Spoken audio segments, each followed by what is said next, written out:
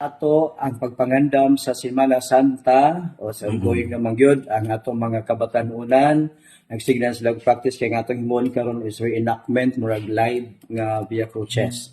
Kung sa nasa station, ila na siyang i-dramatize to help us understand and reflect more about sa atong kalihukan sa Semana Santa.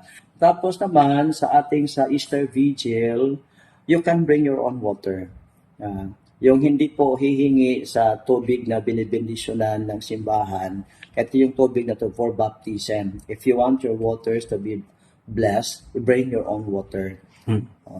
Tapos naman sa mga celebrations, come earlier, especially sa Last Supper at saka sa Easter Vigil, come earlier to the church dahil maraming tao, mahihirapan kayo makakaupo.